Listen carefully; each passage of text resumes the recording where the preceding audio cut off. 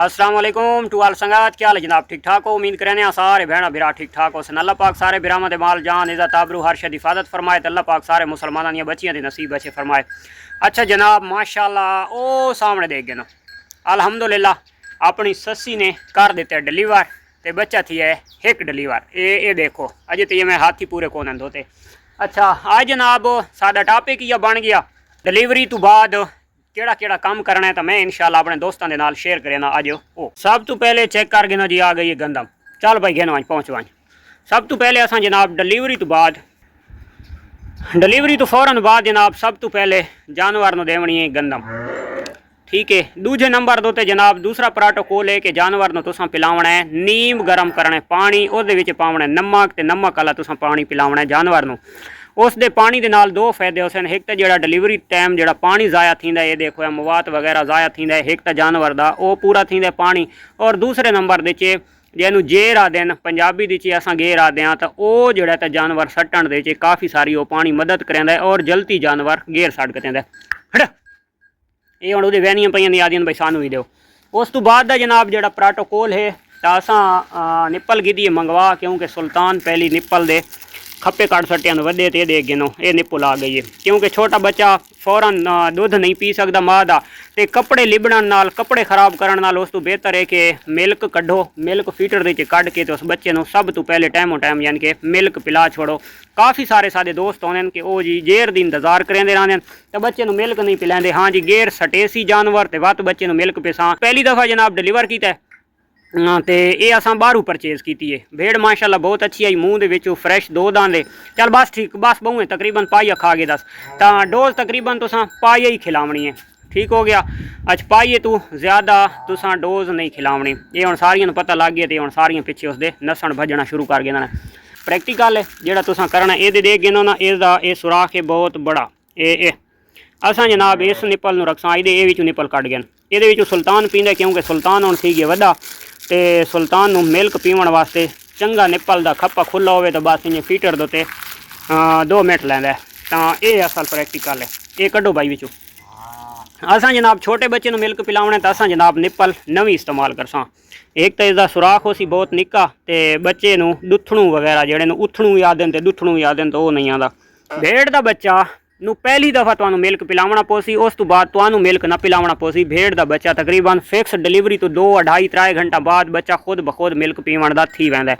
हाँ वो बच्चा नहीं पी सकता कि जोड़ा बच्चा निहायत और बेतहाशा कमज़ोर होवे तो जानवर नहीं पी सकता। ये पहले छतरी आई प्रोटोकॉल तो इस जोड़े हैं या यदि कोई सेहत के बारे ख्याल तो कहीं को ना कीता, तो सानू भी थोड़े दिन होए घिन के आंदी तो असा भी यानी कि इसनों इतना खुराक वगैरह को नहीं दी, क्योंकि बाहर का आया होया जानवर वात इतनी बर्दाश्त नहीं करेंदा, मोशन लग गया। तो 10-15 दिहाड़ों के इस बच्चे की इतनी सेहत अच्छी बन भी नहीं सकती। बच्चा माशाल्लाह डिलीवर होया तो ये माशाल्लाह असा इस दे फेस के पिछे भेड़ असा परचेज़ की है, क्योंकि इसका फेस माशाल्लाह बहुत लाजवाब आई। तो उस तो इलावा जनाब बच्चे की गल करा तो बच्चा ना इतना बहुत ज़्यादा कमज़ोर है और ना ही कोई इतना ज़्यादा सेहतमंद है, तो बस नॉर्मल हाल दे विच जिवें नॉर्मल एक बच्चा होंदा है ना उस पोजीशन दे च। लेकिन इंशाल्लाह ये भेड़ का बच्चा है ये दिन होर ते रात होर होसी इंशाल्लाह बहुत जल्दी जड़ा तो ग्रोथ करा सी।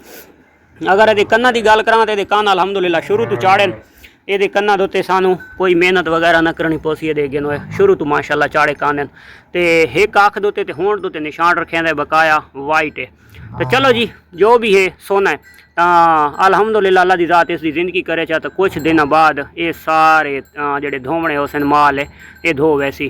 तो हवाने की गल करा तो हवाना यदा यानी कि नॉर्मल ही है।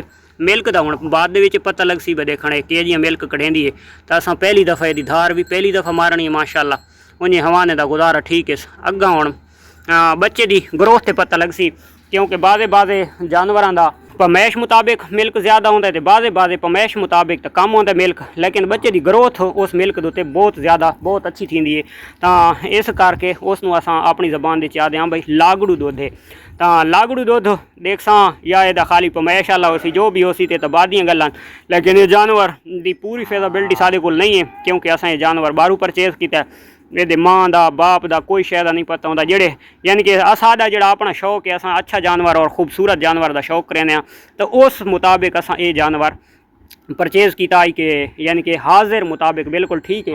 अग्गा ब्रीड साढ़े अपने नसीबा दी है क्योंकि असा इंशाअल्लाह नेक्स्ट टाइम तो अल्लाह दी पाक खैर करे तो ये 90 दिहाड़े तकरीबन 90 दिहाड़े दे विच इंशाअल्लाह दोबारा 100% हीट दे उत्ते आवड़ सी और क्रॉस हो वैसी तो असां उस तो पहले प्रोटोकॉल वगैरह भी टोटल पूरे कर गए सां ते वात इंशाअल्लाह जोगी तो क्रॉस थी सी तो वात जोगी दा रिजल्ट इहदे नाल देखसां भाई कैसा रिजल्ट आंदा है क्योंकि कन्ना दी चौड़ाई माशाअल्लाह बहुत अच्छी है तो लेंथ ठीक है सादे मुताबिक उन्हें इस तो भी ज़्यादा लेंथ वाले कन होने भेड़ां दे विच इतना एक कन सादे कोलू ग्रेजिंग दे उत्ते चराई शराई दे उत्ते इतना एक कन अच्छा है और चौड़ाई माशाअल्लाह अच्छी है लेंथ पूरी है।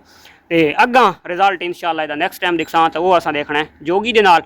तो उस तो इलावा अगर जड़ियाँ भेड़ां हुण मिल्क दे विच जड़ियाँ बाहरों आईयां होईयां ते ये सिंधड़ियाँ थी गई या इन्हां दे विच जिहड़ी कोई प्रॉब्लम है मिल्क वाली सिंधड़ियां दे उत्ते असां जोगी क्रॉस करांदे पए आं। ये असां एक कक्की भेड़ परचेज़ कीती है इसका बच्चा साढ़े सामने सेल होया तो ये भेड़ वात असां परचेज़ की आई आ तो ये अलहमदुलिल्लाह जोगी कोल क्रॉस थी गई है ये मिल्क की सानू भी कोई पोजीशन का पता तो नेक्स्ट टाइम आने वाले टाइम जड़ियाँ भेड़ों का मिल्क कम हो सी तो असां इंशाअल्लाह 2 ब्रीडर करेंदे पे तो दूसरा ब्रीडर उस दे क्रॉस करवासूँ ये जरा सामने उरले पासों छतरा खलोता है लेला जरा बच्चा खलोता है क्योंकि इसकी माँ का जरा मिल्क है तो साढ़े यानी कि फार्म के सब तो टॉपर मिल्क वाली भेड़ है तो भोली तो इस सीज़न दे विच यानी कि उस तो ज़्यादा मिल्क किसी भी नहीं किया सर्दी की डिलीवरी आई तो अलहमदुलिल्लाह असां यानी कि नेक्स्ट टाइम उसका बच्चा भी ब्रीड पसां जड़ियाँ भेड़ां यानी कि ज़्यादा ब्रीड दे विच नस्ल के तेज़ हो सन तो उन्होंने मिल्क कम हो सी उस दे असां क्रॉस करवासूँ भोली का बच्चा तो जड़ियाँ भेड़ां नॉर्मल हो सन जिन्हें सादी तोती खलोती है तो माशाअल्लाह इस दे विच 2 बच्चे पैदा करने की सलाहियत भी है और 2 बच्चे दी नू पालन की सलाहियत इस दे विच मौजूद है मिल्क अच्छे इसका तो ये जियां भेड़ां तो इंशाअल्लाह सादा मुसलसल जोगी ही चलसी।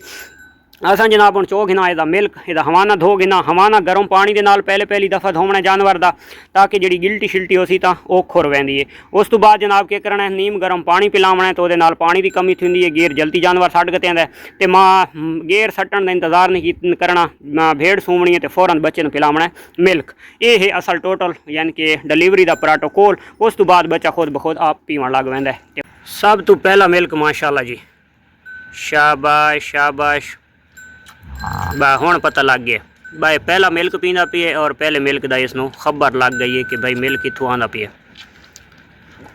अली हसन जनाब मुँह बना के दूध पिलांदा पिए वाह अली हसन वाह। बच्चे नूं जनाब गर्मी दे विच खास कर मिल्क जिहड़ा तो पूरा पिलावना है बहुत ज़्यादा मिल्क नहीं पिलावना तो थोड़ा भी नहीं पिलावना ज़्यादा दे नाल कब्ज़ थींदी है और बाद हजमी थी है और कम दे नाल बच्चे की भुख नहीं मरती यानी कि पूरा मिल्क पिलावना ताकि बच्चे नूं अगर बार बाद दे तुसां पिलासो तो बच्चे नूं उहदे विच भुख होवे बच्चा ताकि फीटर का पिलासो या माँ तले तो आप भज के वजे तो मिल्क पीवे।